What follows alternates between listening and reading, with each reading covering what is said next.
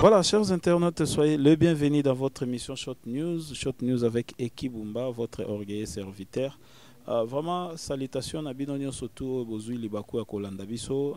Ezaka Randenge Topé Sarabino ba information, to lak Sarabino ya Koko, tango Azalaki maladi, to Tambolaki Muke, Nandeko Fiston Saïsaï na président ya artiste en danger, Asbel artiste en danger, Chaka Congo, notre grand frère, notre vieux Chaka Congo, vraiment, on a fait Simbote place Azali, Bambote Pena Bino surtout Oyo, Bozwaki, tant Yako contribuer, Yako Sunga, Bana, Lokola, Yemoko, Yakoko, na ba moment, Oyo Azalaki na difficulté. Topesa Bino sous information, Yako démentir sans Oyo Bandeko Bapanzaki, Kokodio kwa Kufi, c'est faux, archi faux.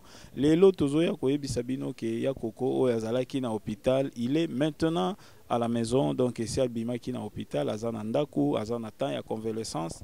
Tolingi karato la sabino ba preuve parce que o toloba kezara lokutate ya kokoye tozana ye to ebike azana eta ya convalescence to kozwa eta ya kolobate mais quand même mbote ya koko bonjour. Bonjour papa.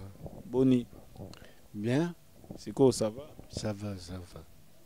Voilà, binomo boyoki ya koko yeyo moni epé donc tozana temps ya olobisa emingité parce que azana nous attend ya convalescence donc ya koko yeyo mais quand même ya koko ozanga te kopesa moi quelques bambote to soko zana liloba moko ya oloba kopesa bambote na yo na ba fan na yo bayoka yo quand même.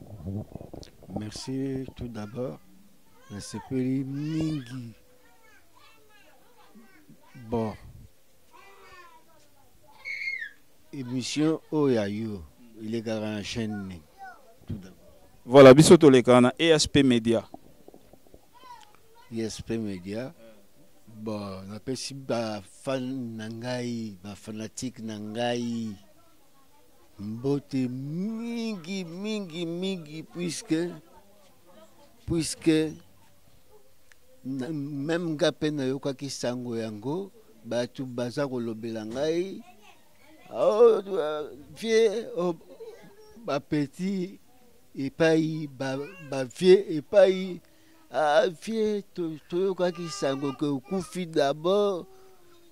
Oh, yekutu, ça kufa qui kala. Voilà, merci vraiment to lobisaya koko mingité binomo bomoni donc et dérangeaka comment motako vanda ba ela esango ki akufi et pourtant ye moko azoloba yango naza sir bisonyo so tout olandi na boke binyoso ya koko azali et bomoni awa tozana ndako tozana scène PPT azaki na hôpital azaki na temps ya maladie azwaki bakisi na ye lelo yaza déjà na ndako il y a de cela 3 semaines oyo ya koko aza déjà na ndaku donc to s'inquiéter mais oyo nyo surtout ayebi ya koko azaki ko sepela na ba œuvre ya koko soki bobenga et ozalelo kwa bien ndenge kaka bobenga ka bana na ye Marcel na bande bana misusu bobenga osala moi bien parce que loboko moko elongola esukolaka elongité voilà to komi na suka émission ezalaki ya bino ekibumba oyo a présenter ki émission to pesi merci na Dede Miongo oyo asimbela biso caméra to pesi merci na équipe nyo surtout ya ESP Media voilà to komi vraiment na suka pe to pesi merci na famille ya Koko famille na ye mobimba vraiment donc c'est grâce à eux oyo toza permis pour tout ça la émission pour ce qui famille va permettre et aussi m'a pété petopesi merci na ba enio surtout ba yebi ya koko na ba o ba yebi biso to komi na suka émission to lobinde to loba na suka émission na biso glory be to God bye.